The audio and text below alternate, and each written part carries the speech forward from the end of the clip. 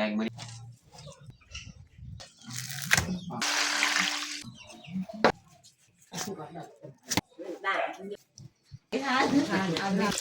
เลย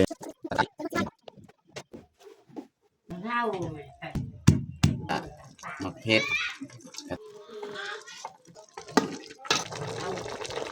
มันจะกาม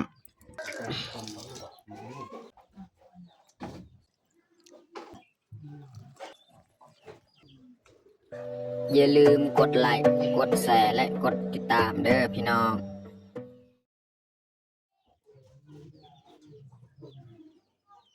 ครับสบายดีแล้วก็สวัสดีเบิร์ดสู่ครูสุกคนยินดีต้อนรับเขาสู่สองบ่าวยืงเนาะมื้อนี้กาบ่าวยืงสีมาพาทุกคนเบิ่งสีมาเฮ็ดตีนควายเนาะตีนควายที่เฮาไปซื้อมื้อนั้นนี่แหละเพราะว่าซีนอีหยังเขากินเบิดแหละเหลือแต่ตีนมันเนาะนี่แหละพี่น้องแต่ว่าเฮาไว้นี่ลายมือพี่น้องเนาะ4-5 มื้อแล้วแต่ว่ายังบ่ทันได้เน่าเทื่อนะเพราะว่ามันเย็นขนาดตรงนี้เนาะนี่ก็เลยมื้อนี้แรงมื้อนี้นะเฮาสิมาเผาเนาะเผาแล้วก็เอาต้มค้างคืนเลยเนาะมื้ออื่นจึงได้กินเนาะตัวนี้เนาะแรงมื้อนี้จะบ่ได้กินแต่เฮาจะเผาแล้วก็เอาต้มไว้เรียกว่าตุ้นไว้นี่แหละแต่ว่าซีนอีหยังเฮากินเบิดแหละซีนมันเหลือแต่ตีนมันโอเคไม่เป็นไรทุกคนติดตามเบิ่งติดตามชมแบบยาวเลยเอาสิมาเผาคนเลยนะนี่เขาจะเริ่มเผาเลยครับ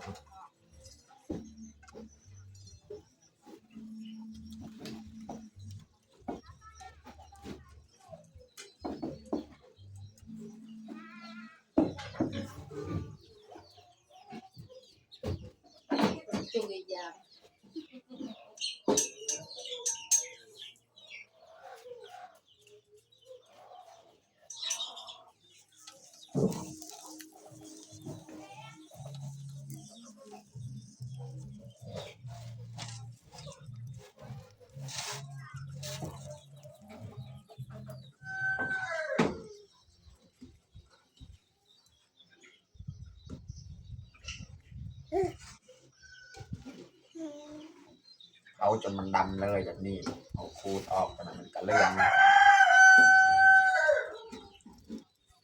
จนมันไหม้แบบนี้แหละเอา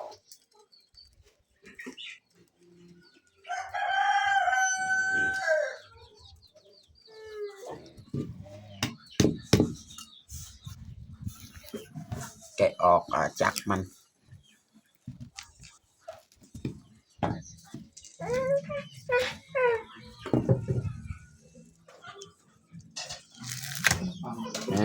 พี่น้องออกเลยตัวนี้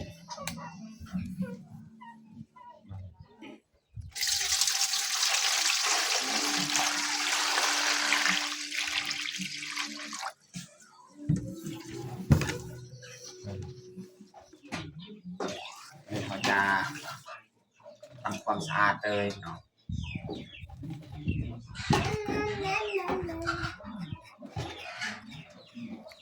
นี่พี่น้องจะขูดแบบนี้แหละจนมันเหลืองเลย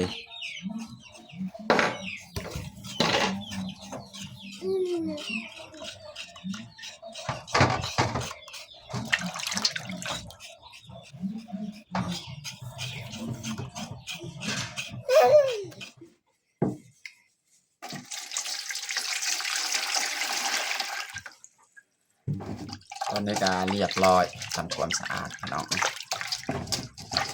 ขูดเรียบร้อยจะล้าง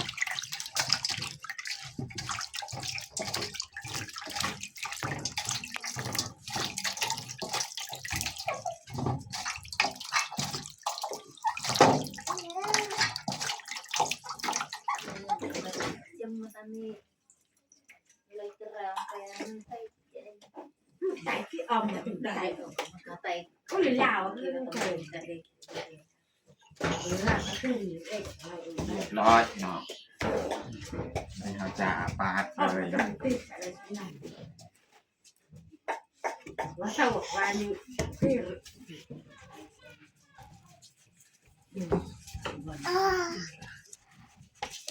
Apa? Apa? Oh iya. Apa? Take it.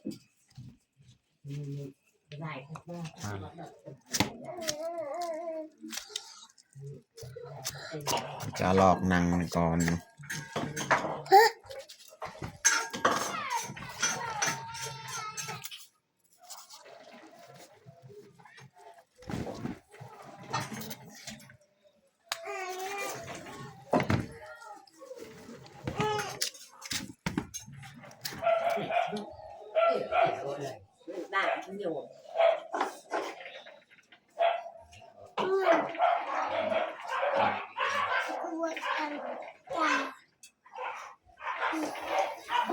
ลายขึ้น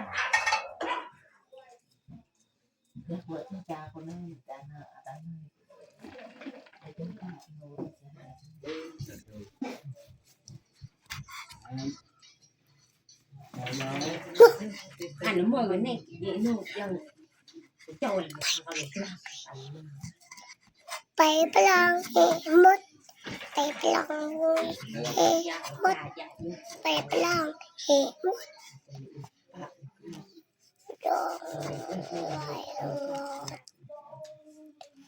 ไปปลองเห็หมดไปปลองเห็หมดไปปลอง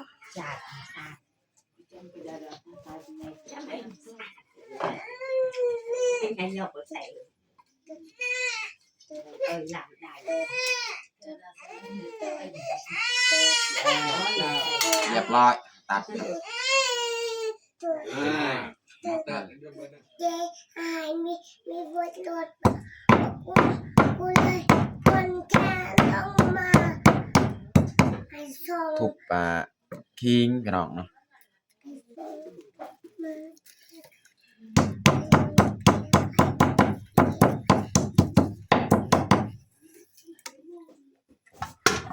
ไม่ได้เขาจะยัดใส่หม้อเลยยัดกระดูกก่อนพี่น้องหม้อนี่หม้อใหญ่พี่น้องเพราะว่าหม้อน้อยกว่านี้นี่บ่มีอีกพี่น้องเนาะวันนี้เขาจะยัดหนังมันเลยเนาะโอ้เหี้ยดอก Mamãe saya jajan lagi kan, ambil dari ini, ada dua yang nanti dua yang. วันนี้เราจะใส่น้ำเลยนะพี่น้อง อะไรอ่ะ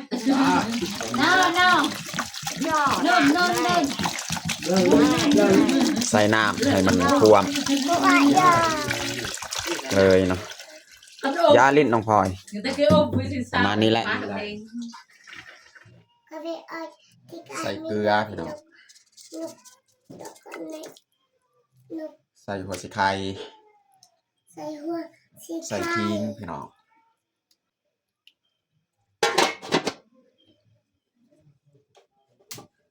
นี่เขาจะข้างเลยพี่น้องเนาะ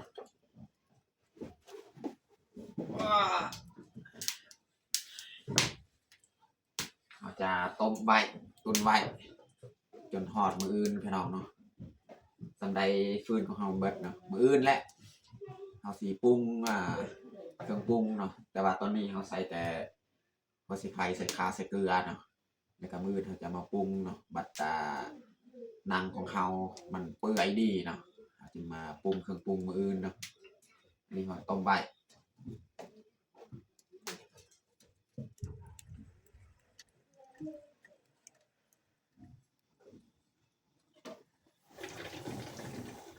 ตอนนี้กะลายนาทีแล้วข้าวต้ม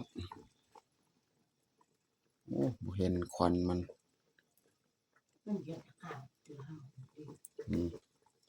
พอดีน้ำบกหน่อยนึงพี่น้องอันนี้กะดนเติบแหละต้มใบมันแต่เขาจะปะไว้มืออื่นอีกเนาะตอนนี้กะ8 โมงแหละต้มใบประมาณนี้แหละ มื้ออื่นจึงมาปรุงเครื่องปรุงเนาะพี่น้องต้มใหม่มื้ออื่น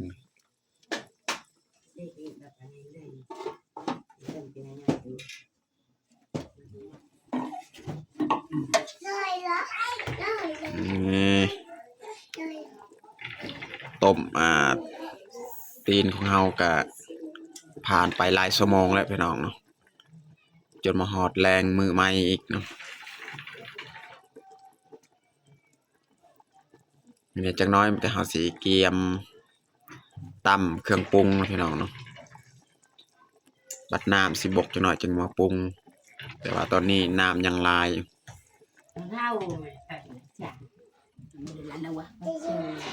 วันนี้เราสิเกียมมาตำเครื่องปรุงนี่เราสิเอามะเขือกระเทียม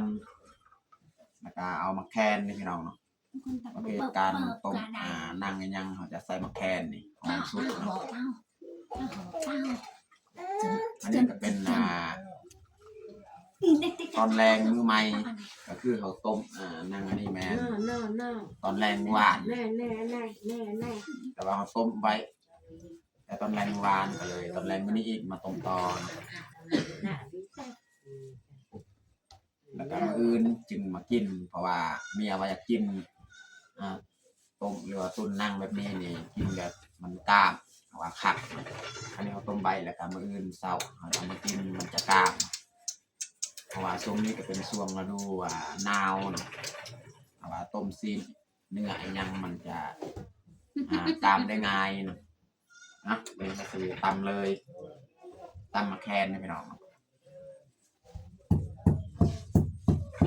ปีปี เราจะตำมะแคนในก้อนให้มันแหลกเนาะแหลกจนเอากระเทียมมะพริกเนาะ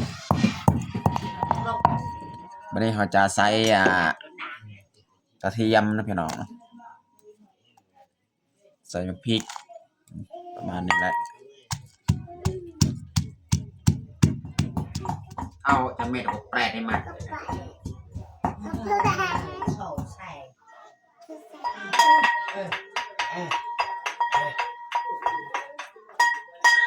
เทียมเนียนกันใส่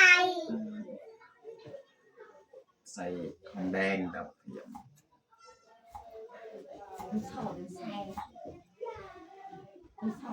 บักไทยทำได้ แดง ดูเลยค่ะดูเลยค่ะ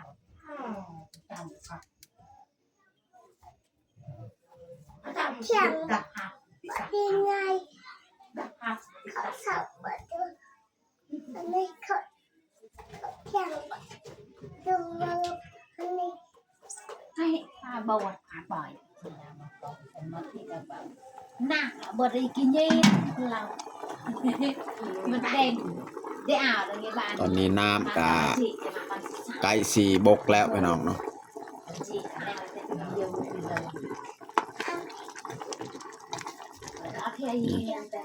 กระดูกอันนี้ก็จะเปื่อยแล้วพี่น้องเนาะแม่นกระดูกเปื่อยขออภัยพี่น้อง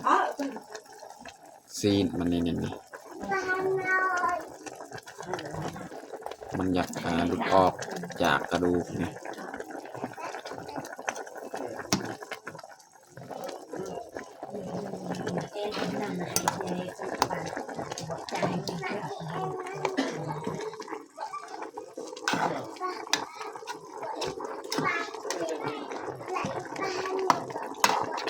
ใส่น้ำนี่ซันนี่อันนี้น้ำจนบกลงเลย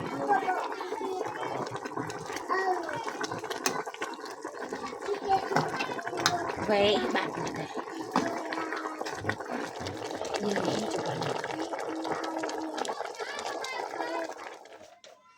ไม่ได้เขาจะมาปรุงเกลือหินัวแต่ว่าเกลือนี่เขาใส่ส่วนเขาต้มก้อนกับแล้วแหละนึงใส่บลาย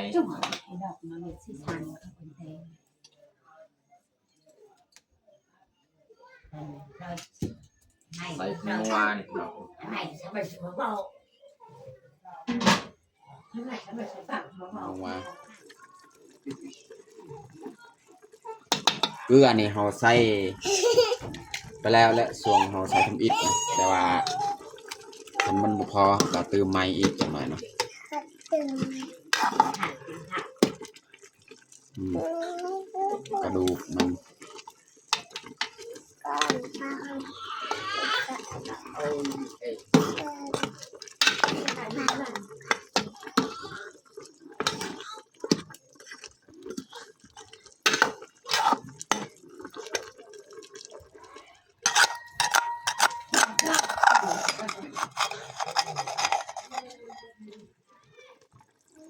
ใส่มะเขือกระเทียมแล้วก็มะแคนเนาะวันนี้เราจะเอาหอมแดงมาใส่ เขียนบับโบ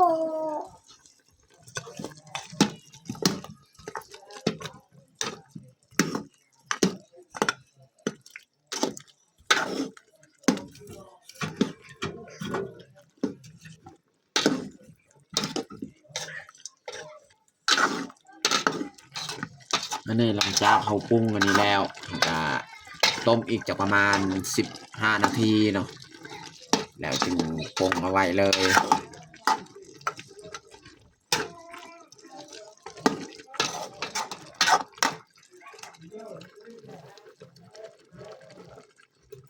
มีดม ba chỗ đâu chị áo quá ลองซีมก่อนพี่น้องว่ามันสิพอดีบ่เกลือเป็นนัวเนาะแต่ว่าพอดีเขาก็เตรียมปรุงเลยเนาะ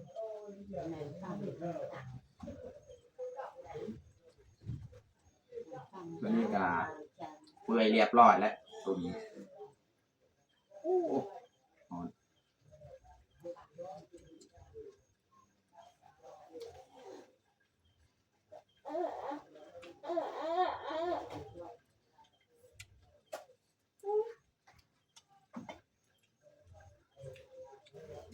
เติมเกลืออีกหน่อยนึงเนาะ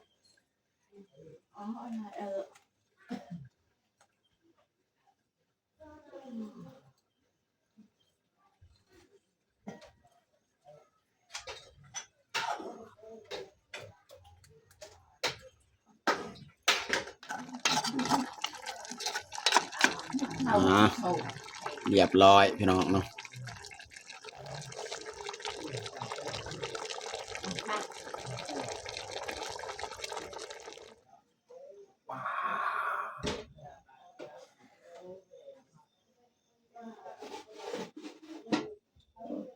ช่วงเขาไว้กลางคืนจังหน่อยเขาก็เปิดผ้าออกประมาณนี้แหละแบบนี้บืนเศร้าจึงมาเปิดเบิ่งเนาะว่าเป็นแบบใดเนาะโอเคนี่เขาจะเอาไว้ทั้งนี้แหละ กูให้ไก่กูให้เอา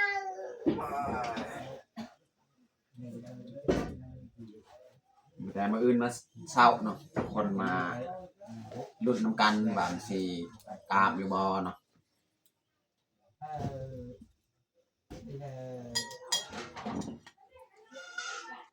ตอนนี้ก็ฮอดเสามือใหม่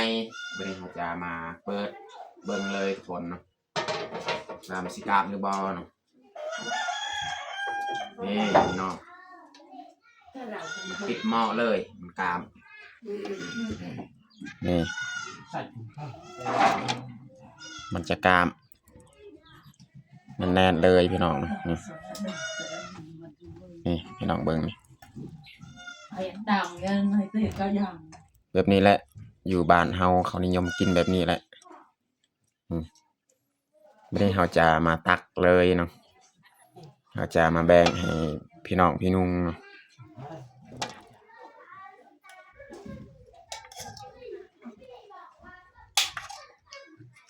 แบ่งให้เล็กน้อยนี่แหละ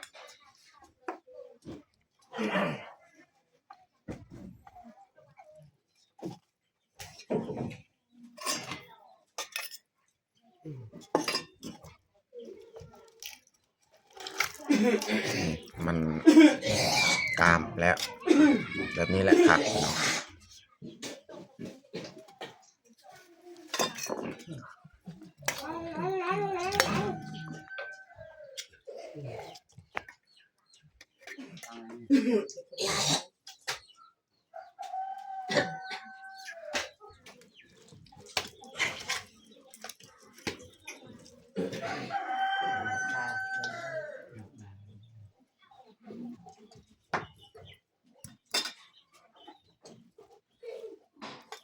นี่เมียเอาไปให้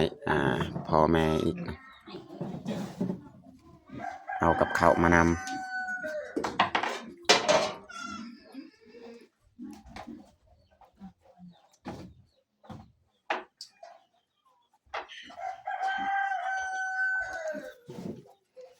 นี่ซุ่มถ้วยนี่เขาก็แบ่งให้พี่น้องคือกันนี่เมียเอาไปให้พ่อเฒ่าแม่เฒ่าอีก แดะหาง่ายสบาย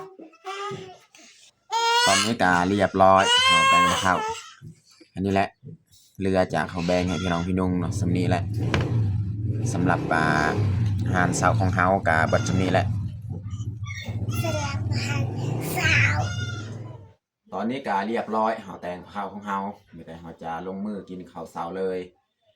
มาทุกคนมากินข้าวเช้านำกันเอาน้องพลอยเอิญลุงปามกินข้าว เอามากินกับสาวทำกันเย็น ลาลาล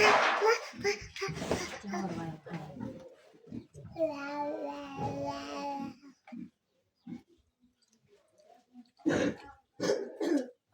เราไม่จ้า ได้นี่น้องมันเป็นก้อนเลย อยากดูดูก่อน นี่ละจานนะ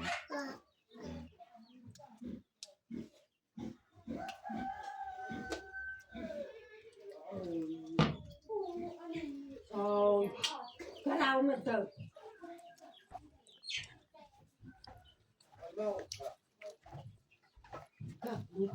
กินในลายน้องพลอย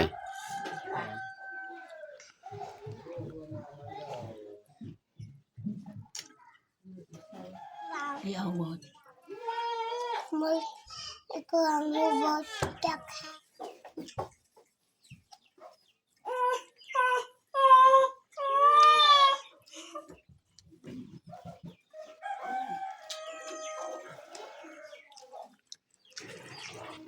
นุ่มๆเลย นุ่มๆเลย มันจะเป็นก้อนแบบนี้แหละ เอ้ย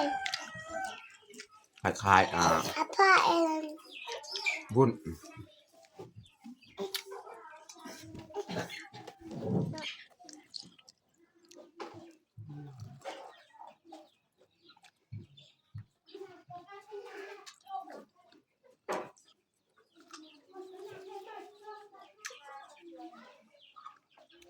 อันจับเลย